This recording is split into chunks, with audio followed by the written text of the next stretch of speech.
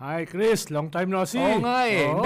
Ikaw Nagulat kasi- ako pagdating ko noong November 30, nag-MC ka na eh. No? Sabi ko ba, host na ng rally ah. Sabi ko, ang hirap nun ha, pag koalisyon. Totoo, Mag-host totoo, ka ng mahirap. rally, oo. Actually, ang mas mahirap, hindi nalaman ko lang nung umagang yun na mag-host pala ako. Sabi ko, sige. And sa akin naman, kung saan ka makapagbibigay ng serbisyo, bakit hindi, di ba? Yes, taka ganyan talaga ang buhay ngayon eh. Binibigla ka. Binibigla, nabibigla. Kaya dapat lagi kang handa, di ba? Oo nga eh. Pero alam mo, nakakatuwa talaga doon sa rally sa na ginawa natin ngayon ay sa akin ang nakita ko ay imbis na nanonood ng mga tao ng mga noontime shows ngayon ang pinapanood nila ay mga rally na programa na tulad na to kung saan may matututunan ka talaga. Tama. At saka ang naiiba ngayon, nationwide. Yun. Napanood ko yung sa Cebu, mga 20 mil. Napanood ko yung sa Zamboanga, mga 8 to 10,000. Sa Bacolod, no? 15 mil. Ang dami. Ah, wow. Pangasinan. Yun yung medyo hindi nakita dahil hindi siguro na-cover ng media.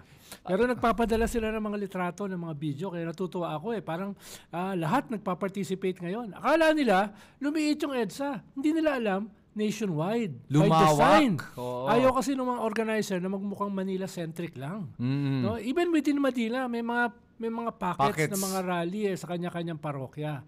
Yun yung hindi masyadong nakita ng mga tao. At hindi na-appreciate yung gano'n. Nakakala lang nga nila na nasa EDSA lang o nasa Luneta. Pati OFWs natin all over the world. Oo, dahil nagsalita ako sa Paris, tapos humingi pa sila ng message. Para meron din silang November 30. Yes. Sa Vienna, Oo. humingi sila sa amin ni Shelo at saka ni Christian Esguerra ng mga video message. Meron din sa Milan, sa Rome, sa Hong Kong, Tokyo, etc. Kung saan pa. Meron din sa Canada, meron din sa US, no? Kaya ang dami, hindi lang nga na-cover yung lahat ng yon. Pero mahalaga ma-appreciate ng mga tao na ito ay hindi lamang local, ito ay national. At hindi lang to national, ito ay global. Yes. Dati kasi, kung maalala mo, ng panahon ni Digong, karamihan ng OFW ay puro pro-Digong. Oo nga. Ito mga naglunsad ng rally ay anti-Duterte, no? Anti-corruption ng gobyerno, pero anti-corruption din sila nung panahon ng gobyerno ni Digong. Yes, oo. Kasi naman totoo naman pag sinasabi mong corruption, talagang damay lahat yan eh. Hindi mo masasabi na itong administrasyon lang. Hindi eh. Damay yung nakaraang administrasyon. Dahil doon nag-umpisa talaga yung paglawak ng corruption. Tama. Doon talaga lumala yung corruption tapos ngayon mas malala na. Oo, Kaya nga, nakikita natin ngayon ay hindi lang moral leadership ng simbahan ang ginagawa nila. Talagang pumuposisyon na sila sa mga issues. No? Of course, hindi sila mag-endorse ng mga kandidato. Pero maglalabas sila ng batayan later, paano boboto ng mga kandidato? No? Halimbawa, yung hindi magnanakaw, Oo nga. hindi Dapat mamamatay tao, di ba? Yung mga gano'n na mga posisyon. Pero kita mo ngayon, very active yung simbahan. Dahil alam nila, hindi naman pwedeng ihiwalay yung spirit sa katawan. No? Kaya yun yung ginagawa nila ngayon. Ay, yun lang medyo nababato sila. Halimbawa, nito nakaraan, may mga bumatikos kay Cardinal Ambo. Oh, bakit? No, dahil nga sabi niya ay hindi siya sang-ayon sa extra-constitutional na mga proyekto, no? Okay. Na delikado. Baka pumunta tayo sa isang military junta. Baka pumunta tayo sa isang revolutionary government na hindi mo alam kung sino nagpapatakbo. Mga unelected na mga tao. Yun ang pinapost niya na danger. Aba, yung mga nagre-resign all, binanatan siya. No? Okay. Anong binanat nila sa kanya? Bakit daw sila sinasabi na extra-constitutional? Wala ba ang tiwala sa tao, sa mamamayan? No? Kung sakali mang magkaroon ng extra-constitutional. Ganun yung banat. Sinasabi lang naman ni Cardinal Ambo David na delikado yan at this point. Yes. No? Lalo na sa present balance of forces. Lalo na dahil yan din ang sigaw ng mga Duterte. Yes.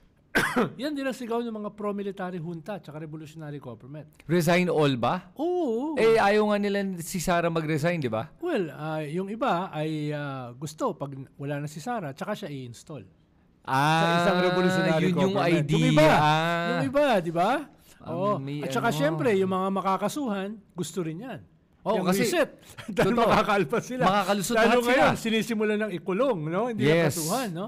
So itong mga politiko na ito, na alam nila, papunta na sa kanila, susuportahan ito.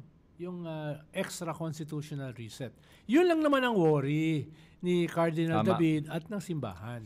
wag muna tayong pumunta diyan. No, delikado at this point. Yes. No, yan din ang sinasabi ng mga ng mga pro-military junta, pro-revolutionary government at even yung mga DDS. Actually, tama ka doon. Hindi ko nga naisip yun na, although I don't consider it extra-constitutional, kasi kung nag-resign naman sila, that's within the Constitution, number one. Number two, I think yung issue, hindi yung pagka-extra-constitutional, yung issue lang, ay yung punto na wag tayong aabot sa ganyang klaseng reset. Kasi sobrang unstable ng gobyerno natin ngayon na pag mangyari yun, baka lalong lumala. Baka maging Myanmar nga tayo kung ganun, di ba? Yes. Ang problema lang kasi, how do you force them to resign? Yun yung Diba? yun yung extra Ibig constitutional. sabihin, kailangan mo ng military power. Yes, no? yes. Etc. Ikalawa, pag nag-resign na, ang proposal kasi Transition Council, na para sa iba, ay parehas lang sa revolutionary Ayun. government. Extra constitutional na yun. Right. Dahil kung constitution, magsasucceed yung Senate President, Yes. magkocall ng election in 45 to 60 days, tapos may bago kang gobyerno. Pero pag napuwersa mo mag-resign, medyo, sabi nga ni Ronnie Holmes, medyo hindi pa pwede yan. Dahil hindi naman sila mag-resign. Pero Yes. kahit mag-resign sila, binubuksan mo yung extra constitutional window. Yes. Diba? Dahil Transition Council na para sa iba, parang RevGov na rin. Mhm. Diba? Sinong powerful sa isang Transition Council? Siyempre, yung may hawak ng armas. Yun. Sabi ng iba, hindi, yung mamamayan. Hindi. Oh. Don't kid yourself. Diba? Believe me, imamamayan, may isa may hawak na baril. Kanino kaya ang power dyan? Kanino ang kapangyarihan yan? Nakuha mo. Simple lang yun eh. Pagdala ko ng baril, nag-uusap tayo, ako may dalang baril. Sino may kapangyarihan ngayon, di ba? Correct. Okay, so kung ganun, alam mo, sa totoo lang, kahit ako medyo nadala ako sa dalawang usapan na to, na pati ako hindi ko din naisip kung ano ba yung gusto ko nang mangyari. Pero, kasi nakausap ko din naman yung mga nasa kaliwa. Nakausap ko din. And alam ko naman na hindi kami nag-agree. Sinabi ko, hindi naman ako sang-ayon completely sa resign all. Nakikipag-debate ka nga sa mga DDS eh. Oo nga. At saka sa akin nga nakikita ko, yung problema ko dito, was, sabi ko, kung gusto ko bigyan ng pagkakataon si BBM para ayusin niya to.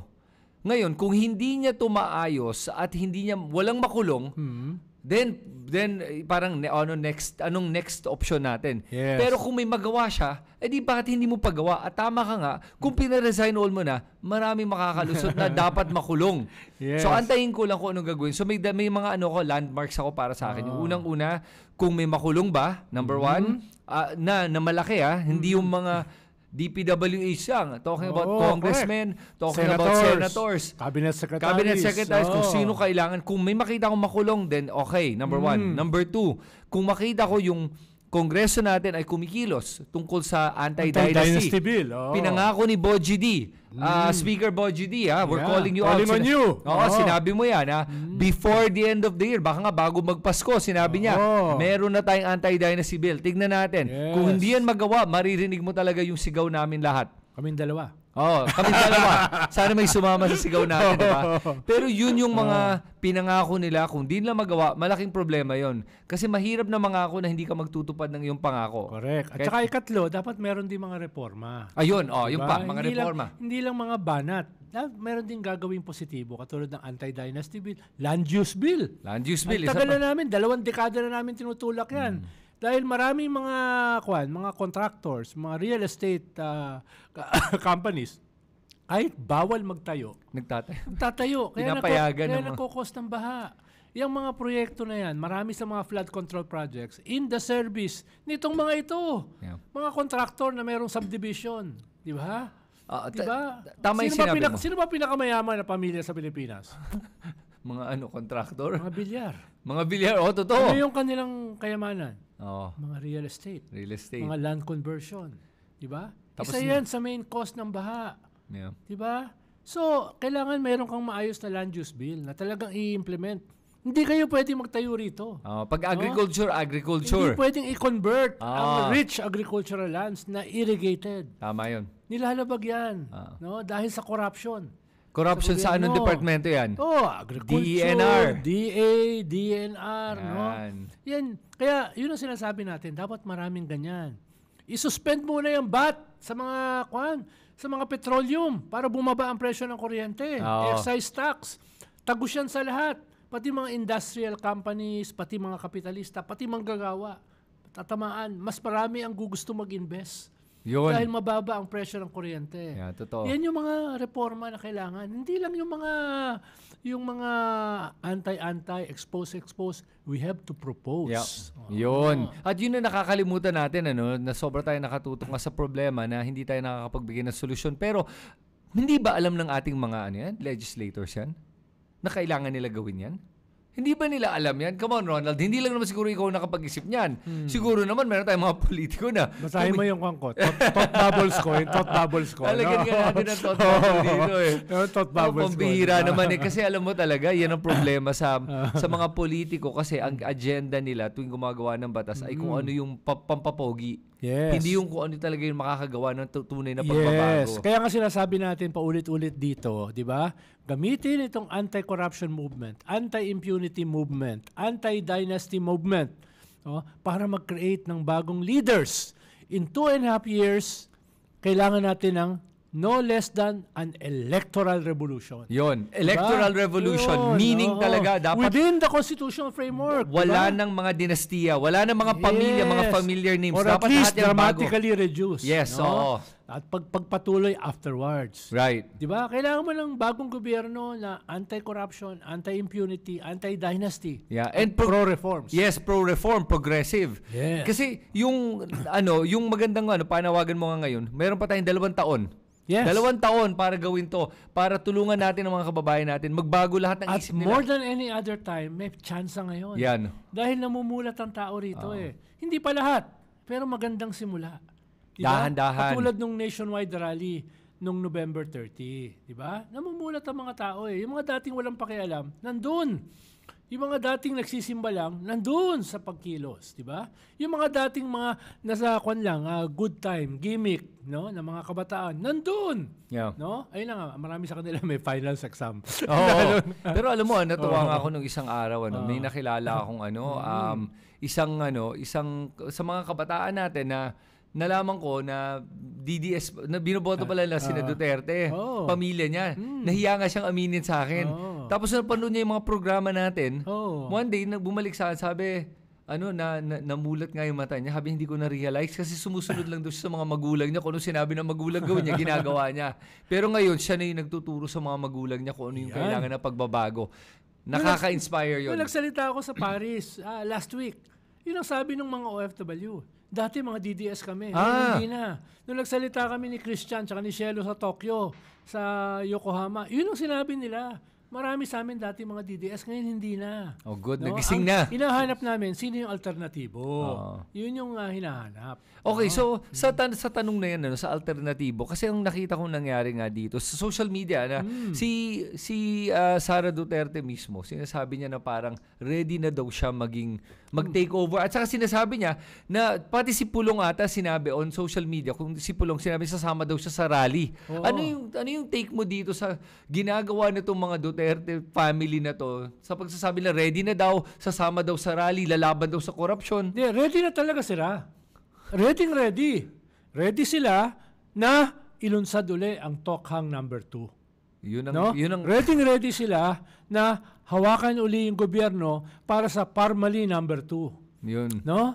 Ready sila diyan. No? Kaya tayo dapat ready rin tayo i-reject sila. No? Dahil ang kakapal ng mukha. Sobra. 'Di ba? Ang kakapal ng mukha. Sobra. So dapat tayo pigilan na yung ganyang klaseng impunity. Ano ba ibig sabihin ng impunity? They can get away with anything. Pinakita ng ICC kinanto sila. Di ba? Yung kanilang hinihingi interim release, nabasa mo ba yung desisyon? Naku, kinanto sila. Ginamit pa yung sarili nila mga salita. Kaya ngayon, tahimik na sila. Oo nga. Kaya nga ngayon, yung huling decision, ang ganda nung press release sila ngayon. Sabi nila, we respect the decision and we're peaceful with this resolution. We accept it. I'm like, yeah, tama. Dati, banat sila. Diba? Bring him home. Paano bibigyan ng interim release? Gusto nyo palang bring him home, diba? Totoo. Diba? So, Tawa ko lang tawa eh. Pero alam mo, ang pinaka-ironic dito kasi pag nakita mo yung mga salita ng mga Duterte, para sa akin, ay napaka-hipokrito talaga nila dahil nga kung tutuusin, parang sinabi nila na kami malinis. Sa mga supporters ni Duterte, mag-isip-isip tayo dyan, gusto nyo talaga ng pagbabago, gusto mo ibalik ang nag-umpisa ng korupsyon na nangyayari ngayon sa ating bansa? Yan ang problema. At hindi lang yun Yung impunity na sinasabi mo, Ronald, kaya merong impunity ang mga Duterte. Kasi nga, meron silang mga supporters na kahit anong gawin nilang mali, todo suporta pa rin. Yes. Pero nababawasan na. Nababawasan na. Totoo. Nakikita ko nga yun. Na, no? Pero ayun nga, na talagang ready sila. Ang problema ay dapat mag-level up din tayo na maging ready para i-reject sila. Yun. Diba? At ikalawa, mag-level up tayo sa ating mga sariling kandidato. Yun. Diba? Ngayon, nagle-level up na, pero parang kulang pa Kulang pa. Yung mga dati mga leader natin, parang medyo tahimik.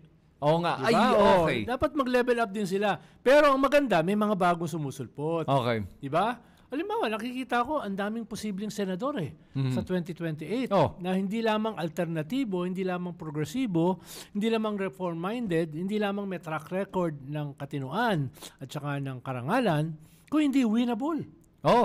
Di ba? Meron kang Chel Jokno. Yes. Meron kang Laila de Lima. Yes. Meron kang General Torre. Yep. Meron kang Vico Soto. Yeah. Meron kang Shelo Magno, Heidi Mendoza, Mendoza, no? Kristan, no? Dahil mga possible di ba? So yun yung nakikita natin ngayon, may bagong, pero yung mga luma naman, mag-level up din. Yeah, di ba? totoo. Hindi normal yung ating sitwasyon. Hindi pwede yung sasabihin nyo lang, hindi, may iba kaming ginagawa no? Okay yun, no? Pero may iba ring hamon ngayon Kailangan namin kayong makita. Okay. Diba? Sige. Tanong ko sa iyo, Ronald, sa mga kababayan natin na na kilala itong mga iba't ibang mga politiko na sinuportahan na nila dati. So, tanong ko lang na para sa kanila kasi, nakilala ko, mabait naman siya sa amin. Tumulong naman siya sa amin. So, bakit namin hindi siya iboboto? Tumulong naman sa amin. Saan kinuha yung tulong? Okay. No? At paano ang hatian ng tulong? Di ba? Halimbawa, saan ba nang gagaling itong korupsyon sa ating mga buwis? Yes. 85% na nakokolekt ng buwis ay through indirect taxation. Anong ibig sabihin ng indirect taxation? Yung mga binibili natin, yung binabayaran natin, no? Etc. Ibig sabihin, galing sa karaniwang tao. Hindi galing sa mayayaman. No? Tapos, kinukurakot. Daan-daang bilyon. Hindi lang milyon, Billion. Even trillions. Di ba? Kinukurakot. No? Yun ang ibig sabihin. Yun ang ibinabalik sa inyo, yung mga barya, yung mga ayuda. Yeah, yung mga 5,000 na kukuha nyo, kala nyo tulong. Huwag niyong kalimutan. Nakita nyo ba, nakapatong sa mga lamesa yung daang-daang bilyon? Yun yung kickback. Tapos ang nakikita natin, ayuda. No? Hindi natin nakikita. At least ngayon, nakikita na natin. Yes. Yung daan-daang milyon. At saka sa mga panood na to na iniisip nyo, mabait sa akin naman yung aking kongresista o senador. Alam po nyo, kahit mabait sa inyo, kung nagnanakaw po yan, masama po Hindi, yan. kaya nga mabait Kasi, dapat maging mabait dahil yung kanilang ninanakaw ay galing sa kanila. Ayun, kaya nga. Diba kaya mabait? Kaya wag nyo iisipin na kayo may utang na loob sa kanila. Sila may utang na loob sa inyo dahil binoboto pa nyo. Yun yung ibig sabihin ng impunity. Yun. Diba? Ikaw na yung ninanakawan, ikaw pa yung may utang na loob. Ikaw pa yung imagine mo yun, di ba? Talagang kalokohan, diba? Yun kaya nga, mahalaga yung ganito klase mga programa para ipakita na, hindi ganyan yung kalagayan. Wala kayong utang na loob. No? Siguro magandang bigyan ko example yung nangyari kay Heidi Mendoza. Nakakuha ng mga 9 million votes na wala siyang makinarya, wala siyang pera, walang resources, walang utang na loob, walang sinabi na hindi siya masyadong kilala. Hindi siya masyadong kilala, pero ang dala lang niya advocacy. Yun, at pag yung mga ganung tao ang manalo, para sa akin ito yung makikita mong pagbabago dahil ang gagawin niya ay serbisyo sa loob ng ating legislature. Dito mo makikita yung mga tunay na pagbabago dahil yung mga ganyan ay fiscalizers. Yes. Aayusin nila ang budget. Titignan nila, bubusisihin nila yan at sisiguraduhin nila na wala nang mananakaw na pera. Yun ang kailangan natin at yan ang tunay na serbisyo. At very open, very transparent yung kanilang lifestyle. Yun. Makikita mo na payak ang pamumuhay. Yun. No? Makikita mo na 500 peso ang natsubema. Yeah, Noche Buena. Makikita mo, wala itong payong Yep. galing sa Rolls-Royce na kotse, di ba? Makikita mo yung payak na pamumuhay nila. Yeah, totoo. Di ba? Yun yung mahalaga rin eh, di ba? Paano pagmamalaki ng mga kwan? Ay, katulad nyo ako na naghihirap, katulad nyo ako na simple ang buhay, tapos pagtingin mo, may mga helicopter, may mga jets, di ba? May mga mansyon, etc. Di ba? Eh ito, kitang-kita mo. Totoo. Yung ganitong pamumuhay nitong mga susunod na uupo sa Senado. At yun ang hahanapin Ayun natin. lang, medyo mahirap dahil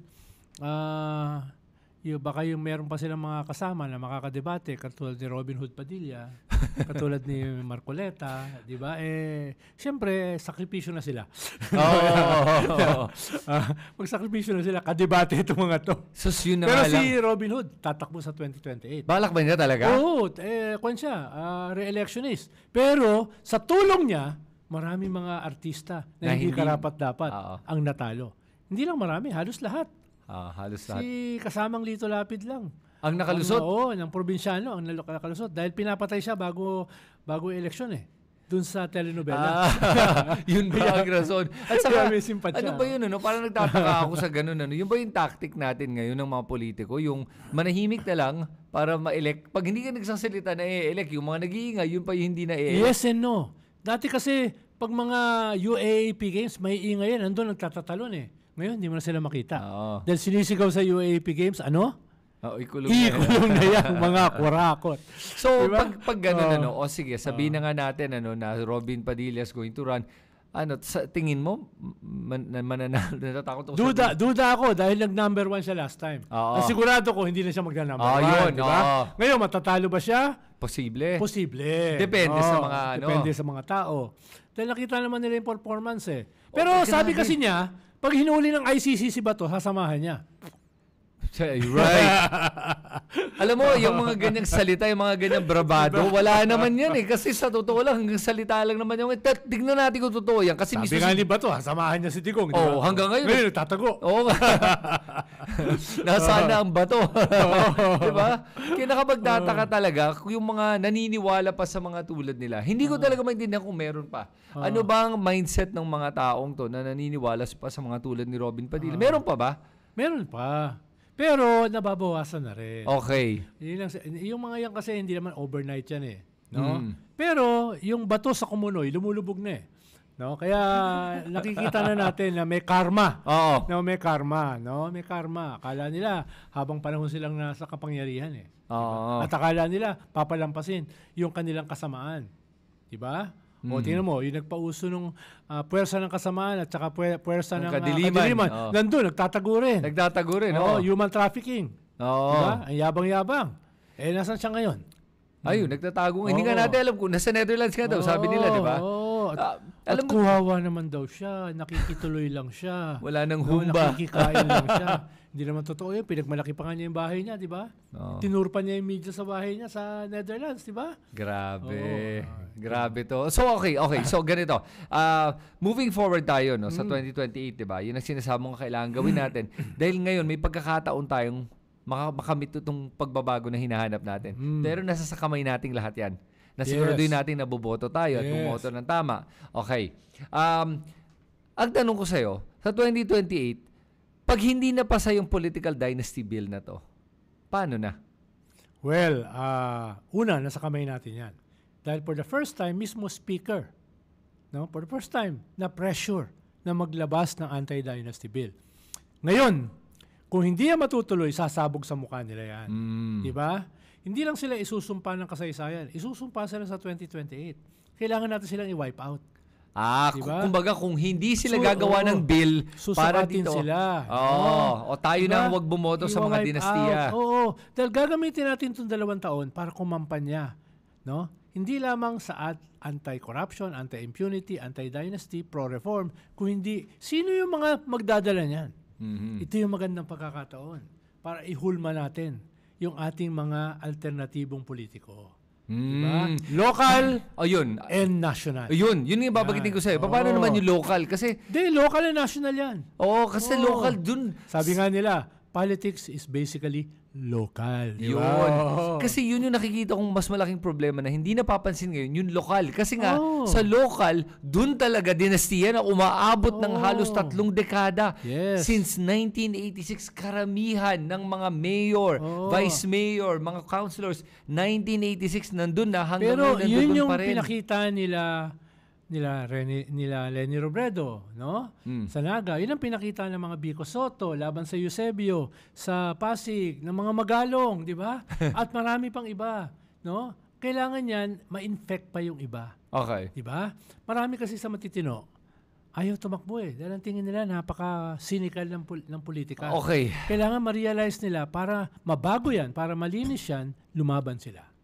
Diba? At kailangan tumakbo. Kailangan tumakbo. Hindi No? pwedeng Kahit ang tingin nila, marumi ang politika. Paano mo lilinisin? Kung ikaw mismo, Paano mo lilinisin? Ngayon, may ganung pagkakataon okay. para linisin yan. Pero habang ginagawa yan, may mga temptation sa gilid na lumabas dun sa constitutional framework at i-explore ang mga extra-constitutional na alam naman natin, delikado. Diba? Hindi natin sila hinahatulan. Sinasabi natin, delikado Yes. at this point. Yes. Diba? So doon at least Oo. sana naman magkakasundo yung mga iba't ibang sektor doon sa panawagan nga na yon. Na pare-pareho yung gusto nating lahat. Unless, kakutsaba nila. Unless, yung mga nagpaplano ng military junta at revolutionary government. Tingin mo ba ang ganyang mga makaliwa ay makikipagkunsyaba sa mga... Hindi, may mga iba kasing grupo, iba ang political objectives. Ah. May mga ibang mga grupo, hindi naniniwala sa constitutional framework. Gagamitin lang yan tactically. Para sila ay makilala, para sila ay lumaki. Pero ang kanilang layunin ay naiiba. No? Okay. So sa ngayon, yun ang nakikita kong pagkakaiba talaga, yung tactics, yung strategy, kung kung saan tayo paano tayo makakarating dito sa pagbabago na hinahanap natin. Yes, Oo. no? Kaya ingat lang. Dahil Okay. habang ginagawa natin ito, may mga gilid-gilid na gustong i-hijack ito. Katulad noong November 30, nakita mo sila, Jing Para, sila Mike Defensor, sila Sal Panelo, nandun sa gilid. No? Gustong sumakay. Buti na lang hindi sila pinayagan, di ba? Pero alam mo, banggitin ko na rin na alam mo, hindi ko akalain na DDS ba si Mike Defensor? Oo, malinaw DTS yun. Pero alam mo, nakausap ko siya harap-harapan. Oo. Sinabi ko sa kanya, grabe yung nangyari nung panahon ni... Ginano ko, grabe yung nangyari sa panahon ni Duterte. Sabi niya, grabe nga. Pati si Sabi ko, GMA. yung patayan. Sabi ko, grabe Sabi niya, nga, grabe. Pero yung punto ko lang is, nag-agree naman sa akin na pag makabalik ang mga Duterte, di ba, isipin mo. Paano siya magdi-disagree sa'yo? Didinurog mo siya. Yeah. Ang bait nga niya eh. Sabi niya, alam mo, Chris, tama, hindi dapat makabalik ang mga Duterte. Di ba, hindi dapat gina. Kaya nagulat ako biglang, talaga? Pero, nakanino ba siya? Kay Gloria Ayun na nga eh. Macapagal-Arroyo. Oo nga eh. Sino ba speaker nung panahon ni Digong? Yun na Di ba nga si eh. Gloria Macapagal-Arroyo? So, ito naman si Mike, matagal ko nang kilala yan. Pati tayo, binubudol pa eh. No? Mike, magbago ka na. Pero yun yung yun tama Alam mo ka. si Mike, galing sa kaliwa dati yan eh. Oo, Galing sa kaliwa yan. Yan pa yung aming nung mga early 90s. Kasama, nung konsehal pa yan. Negosyador pa namin sa mga rally yan eh. Oh, sabagay si Harry Roque, di ba? Yun na nga 2016, kumampanya laban kay Digong. Tapos, Almost overnight, naging spokesperson. Yan ang problema kung hindi malalim ang iyong prinsipyo. Hindi malalim ang iyong paninindigan. Tapos ngayon, ibubudol mo na naman kami na, dapat nga hindi manalo ang mga Duterte. Iharap mo sa akin si Mike. hindi, pero so sa ganun ang sinasabi mo ba, Ronald, ang problema nga, pag may mga tumatakbo kasi, baka nga hindi malalim ang prinsipyo o baka mabilis madala. Mabilis kasi maraming mga tukso dyan sa gobyerno. Alam mo, pag kinalos mo yung mga dynasty, yung mga magnanakaw, lumalawak yung oportunidad. At yung susunod, paano natin i-screen yung mga papalit? Diba? Okay. Dahil yung mga iba dyan, magpapanggap na katulad mo. Magpapanggap na katulad natin. Okay. Pero yun, medyo mulat na mga tao ngayon eh. Okay. Makikita na yan. Track record. Diba? Plataforma, vision, prinsipyo. May mga batayan ka na eh.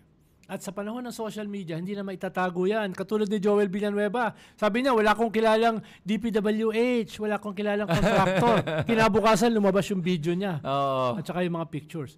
Kaya ngayon, hindi na sila pwede magtago sa panahon ng social media. Diba? Yun. Madali silang ma-expose. Oo. No? nagre-regalo ka ng paraiba ring na $1 million, tapos sasabihin mo, ikaw ang pinakamahirap na senador, hindi na kaya yan. Pero okay, Ronald, tanong ko sa'yo. Tatakbo nga pala uli yan, ha? Yun na nga, teka. Oo. Talagang tatakbo talaga? Oo, tatakbo yan, ha? Ang kapal naman talaga ng mukha talaga. Kapal talaga. Sa bagay, kailangan mo naman medyo makapal na mukha. Pero Well, 3 dekada ng politiko yan, makapal na talaga ang mukha niya. sanay na sa ganito. Oo. Oo, hindi na tinatablahan. Tsaka makapal ang bulsa. Ayun. Oh. So, okay. Tanong ko sa'yo, Ronald. May Oo. dalawang nabanggit kang issue dito na I'm sure curious ang ating mga kababayan ngayon. Number 1, itong salin na to. Lumabas sa lahat ng salin. Oh, ba't walang ginagawang gobyerno? Yes. Kita-kita na yung mga problema sa mga salin na to Yes. na maraming lumalabas na alleged or mukhang misdeclaration. Yes. Mukhang isasama naman ito sa mga kaso. Paano pag yung makita sa AMLA, mabuksan yung mga bank accounts mo, marami kang pera na lampas sa salin, pwede kang kasuhan. Makita marami kang mga bahay, mansyon, lupain na lampas sa salin, pwede ka ng kasuhan. Isasama na yan dito sa mga kasong ito. No? Ibang usapin pa yung lifestyle check. No? Malawakan yan Baka maubos yung tao sa gobyerno. Okay. Yun. Pero uunahin nila ito. No? Tingin ko. At isasama yung SALN. Okay. Dahil pwede mo nang i-triangulate yan. Sabi nga natin sa mga previous episode, di ba? Pwede mo nang i-triangulate ngayon yan. Yeah. At technically, legally, paglampas dyan, pag hindi mo inayos ang iyong SALN, pwede yang kumpiskahin. Pwede kang kasuhan. May mga batas laban dyan. Okay. No? Nagsinungaling ka? No? Nagsinungaling ka? Oh, Parang sa bagay, sa COMELEC, kahit nagsinungaling ka sa campaign contribution, Ayun na nga laya ka, di ba? well, hindi natin alam pa. Hindi natin alam. Antayin natin yung resolution na babanggit. Pero yung comment na pero nagbigay. Chairman Garcia, bakit tahimik ka? At saka hindi lang yun. Siya pa yung nag-file ng SOSE. Hindi, yung kay Cheese. Yung kay Cheese, yung COC. Yung kay Cheese, yung issue naman doon, sinasabi niya na, sinasabi ng COMELEC, hindi siya, sinasabi ng COMELEC, yung isang committee doon na titigil na daw ang investigation dahil wala naman daw sala ginawa si Cheese dahil naman daw yung person naman daw ni Lubiano ang nagbigay, hindi daw yung kumpanya. Yun na yung gagamitin ng lahat ng Ayun na magnanakaw nga na excuse from the Discayas, etc. Di ba yun ang gagamitin nila? Dahil lang nagbigay. Binigyan nila ng lifeline. Yes, at Diba? saka, kaya nga hindi ko alam kung paano nagkaroon ng desisyon ng ating COMELEC na ang kapal ng mukha na para nang bubudol na Chris, alam pwede naman mo bang i-research yung pangalan ng mga yan, yung committee na yan? Pwede. Oo. Sige. Diba? Ipahiya naman natin yung mga lintik na yan. Well, Diba? Kahit wala silang hiya, no? Kahit hindi sila natatakot sa hiya, marka natin, iukit natin. pero yun nga Ronald, mismo humarap sila sa media to sinabi na walang maling ginawa si Cheese Escudero at saka si Lawrence Lubiano dahil Lawrence Lubiano's personal capacity naman. Pero nakalimutan nila that Lawrence Lubiano is the 99.31% owner ng kumpanya na Center Waste. Kalokohan. Kaya nga Kalokohan yung at ang linaw sa konstitusyon na nakalagay sa Omnibus Election Code na ang linaw directly or indirectly. This is direct na nga to Tsaka itong mga lintik na ito yung tumutulong dito sa mga pro-junta, pro-revolutionary government. Sasabihin ng mga pro-military junta, tignan nyo na, no? Yung COMELEC mismo, lantarang. Ayan Di ba? Kaya kinakailangan talaga wakasan na yung sistema. Yung constitution. Yun yung kanila tulong. Dapat ito yung mga destabilizers.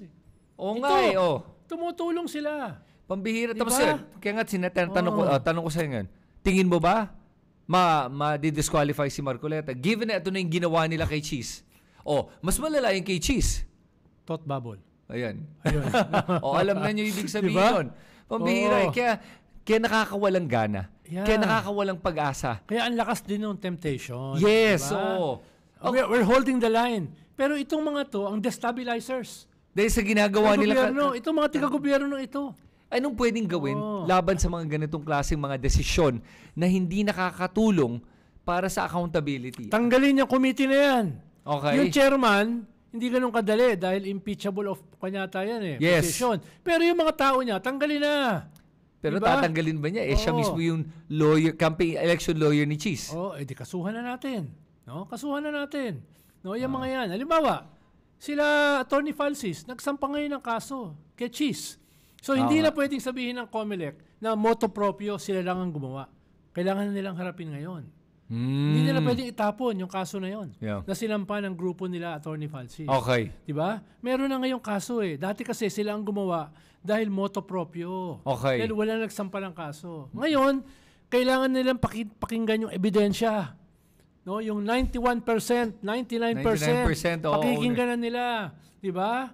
Hindi nila ginawa yun eh. Oo nga. Hindi sila nag-due diligence eh. Oo nga. Diba? Tinigil na lang yung investigasyon That's prematurely. That's a criminal negligence. Diba? Okay. Criminal negligence. Ba't hindi nila ginawa yun? O kung ginawa man nila, hindi nila pinansin. Oo nga. Dahil ang gusto nila, i-absuelto ka agad. Oo. Pero kung ganun, o sige, so pati yan, COMELEC natin nga, mukhang corrupted na rin ang COMELEC. Ay, sabagay, matagal naman pinagdududahan na nga yun, di ba? So, wala problema yung accountability sa salin, hindi na nga natin nakita ngayon sa COMELEC, hindi din nakikita. Yung isa pang problema natin ngayon dito ay yung judicial system din natin. Isa pa yung problema eh. Kasi nga sa ngayon, wala nang tayong wala nang last recourse. Na, ang tagal-tagal na nating hinihintay, wala pang sagot yung pinakamataas na hukom natin, yung Supreme Court dito sa motion for reconsideration tungkol sa impeachment ni Sara. Magpapasko na. 'Di ba? Ang tagal-tagal na.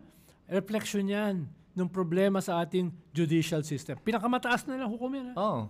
At yun ang ginagamit nga ng mga DDS palagi na pag weird ginagamit nila ngayon ng Supreme Court na dating galit sila, ngayon ginagamit nila na sabihin, tignan mo, sabi ng Supreme Court, diba? Eto, ganyan, diba? Tingnan mo. Ngayon, diba? Kung kailan convenient. Pero ano ang pwede pa natin gawin? Kasi nga ito na, nasa December, Pasko na. Pasko na. Wala pang motion for reconsideration. Kasi nga, ang ginagawa ng Supreme Court, sinasabi nila, buti na hindi tayo napapansin ngayon. Alam mo, yun ang pinakaayaw ng Supreme Court. Mapansin. Yun ang pinakaayaw ng Supreme Court. Maladlad sila sa media. Sensitive sila dyan. Yun ang gawin natin. Diba? Yun ang gawin natin. No? Next time, doon naman tayo magmarcha. Sa Supreme Court, sa harapan ng Supreme Court. Diba? Manguna na si Falsis, madidisbar din naman siya. Nakakatawa nga yung mga ganyan, yung laban nila na parang may contempt, may mga disbarment, gano'n. Si Percy Sendanya, tsaka si Richard A. Darian. Oo nga. May nag-file ng contempt sa kanila sa Supreme Court. Di pamunuan na nila. Oo. Diba? Pumunta na sila doon. Tagal din nawala ni Richard eh. Oo nga. Di bumawi siya ngayon. Babalik kaya siya bago magkaroon ng second impeachment. Hamunin natin. Oo. Kung babalik siya. Pero yun, sa akin, papuntang 2026 nga. Mga naririnig ko ngayon ay may mga grupo na doon nagsabi magsasampa ulit sila ng impeachment case laban kay Sara Duterte. Pero how feasible is that? Or given na yung bagong mga rules na binigay ng Supreme Court na hindi naman dapat nabigay talaga ito begin with. Correct. Hindi ko alam kung ano pa pwede natin gawin, Ronald. Kasi kung magsampa naman ng impeachment case ulit, mabilis siyang itatapon ng Kongreso ngayon at ng Senado. Oo, dahil tsaka magulo ngayon ng Kongreso eh. Ayun na nga eh. Diba? Doon nakaraan, ilan ba? 260? Ang bumoto for impeachment? Duda ako kung makakakuha ka lang gano'n. Pero siyempre, 1/3 na naman ang kailangan. Yes. Pero pinaka-problema, yung sinabi mo. Yung bagong rules ni Marvick Leonen. Oo nga eh. No? Yun ba ang susundin ngayon? Wala pa silang sagot sa motion for reconsideration eh. So in limbo yan. Oo nga. Di ba? So kailangan sila muna sumagot sa motion for reconsideration. Para alam natin, ano bang bagong rules sa impeachment? So Actually, hindi nila pwedeng baguhin yun. Nasa konstitusyon yun. Ayun na nga, exactly. Plebiscite lang pwede magbago ron. Exactly. Nag-judicial legislation sila. Yun na nga eh. Okay, kaya nga, yun ang punto ko nga. So, anong gagawa? So, in others, maiipit sila dito kasi kailangan nila sagutin to motion for reconsideration. Hindi pwedeng limbo yan. Hindi pwedeng ipatuloy yung susunod na kaso na hindi nyo sinagot tong motion for reconsideration. Ang daming implications niyan. Pero ang problema nila ngayon, kung sinagot nila, hindi nila pwedeng sagutin in the affirmative sa sinabi nila nung una. Kasi kung ginawa nila yon, then that puts them in a judicial problem of judicial overreach. Yes, tama talagang inipit nila sarili na ganun ba kalakas ang utang na loob na, ayun ko lang, mukha lang ang dating sa akin. Opinion ko lang to, ang dating sa akin. Parang ginagawa nila to pambayad ng utang na loob. Yun ang dating sa akin. Yes. Hindi ko sinasabi yun ang katotohanan. Sinasabi ko, dating lang sa akin. Kasi, don't worry, hindi ka ma-indirect contempt katulad ni Richard. Hindi kasi, di ba may ganun sila sabihin nila, Are you saying that corrupt ang mga opisyal? Hindi, sinasabi ko lang, pag optics natin, basahin mo, tignan mo desisyon nila. Ang dating sa akin at sa regular na tao tulad ko, ay parang may binabayad sila na utang na loob. Kasi nga, hindi mo mahe-help na isipin yun dahil nga, ang nag-appoint sa kanila ay yung dating presidente. Kaya nila ginagawa. Yun lang ang dating sa akin. Mali ba yun na sabihin ko yun? Hindi, tsaka napaka-precise, napaka-surgical, napaka-compelling ng motion for reconsideration. No, bakit hindi nila sagutin? Oo nga. Kino-correct sila eh. Yun na nga. Isang basihan nila doon sa decision nila yung ABS-CBN coverage. Na mali. Mismo ABS-CBN, kinorek sila. Yun na nga eh. No? Kasama yun sa motion for consideration, no? etc. Ba't hindi nila sinasagot?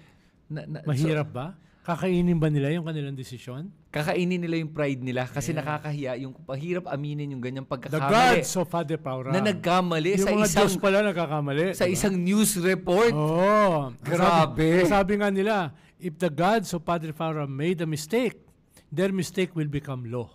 Ayun. Oh, Dahil hindi sila yung natin pwedeng pinaka-Supreme Court di ba? hindi pwedeng gawing batas yan. Kaya ganyan. iba yung magagwardya sa kanila. Ang magagwardya sa kanila ay hindi lamang yung konsensya ng sambayanan. Di ba? Kung hindi yung hatol ng sambayanan. Doon sila takot. Ayun. Oh. So, paano yung hatol Dahil na yan? maiuukit sila sa kasaysayan na gumawa sila ng ganitong klaseng desisyon. Wow. Paano natin kaya mahahatulan ng ating Supreme Court, Ronald? Anong pwede natin gawin panghatol? Well, legally, they can be impeached. Yon. Di ba? Na-impeach ang isang dating Chief Justice.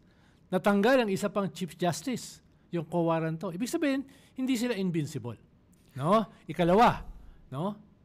Tingin ko ito yung mas vulnerable sila. The judgment of history. No?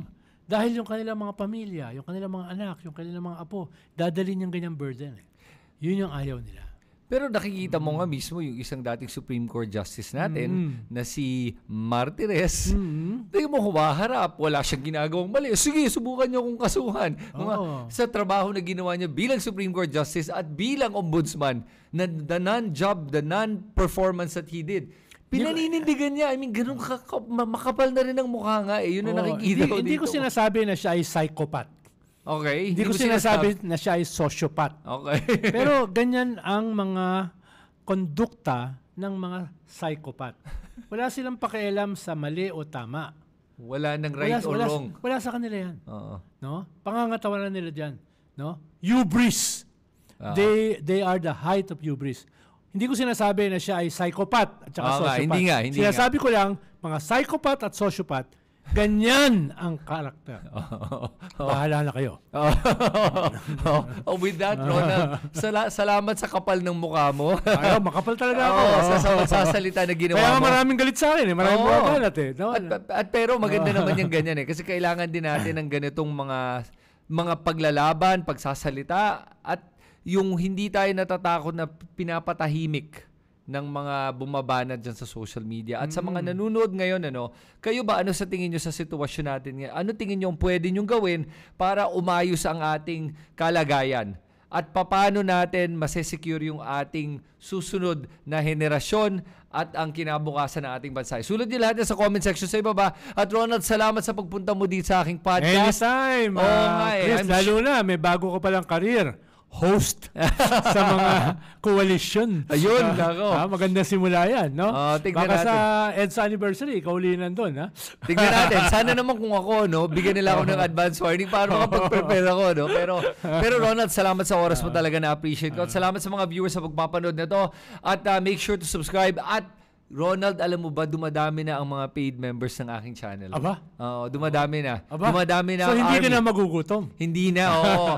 Hindi na. Kaya nga, yung mga nagsabi na bayaran ako, hindi nga ako bayaran Bayaran ako ng aking mga sumusuporta. Ako rin, binanatan din ako kahapon. Bayaran daw. Bayaran ka daw. Hindi ba nila alam? Dito lang ako nag-aagahan sa'yo. Oo, At nakikikape. Oo, pero alam mo, nakakatawa dun sa nakita kong post na nilabas sa'yo. Sinabi nila bayaran ka, pero sa akin nakakatawa. Pag tinignan mo yung nag-post, sila yung bayaran. Yun yung irony, yung mismong nag-post ang bayaran para atakihin ka na ikaw yung bayaran. Parang yun yung irony ng mga gumagawa nito. Hindi nila ako kilala, natatawa lang ako sa mga ganyan. Oo nga Kaya nga, affected ako, di ba? Oo nga kaya nga sabi ko, walang kwenta yun mga yan. Pero anyway, salamat sa inyo lahat. At magkikita tayo mula sa aming susunod na video kasama si Ronald Llamas. Salamat!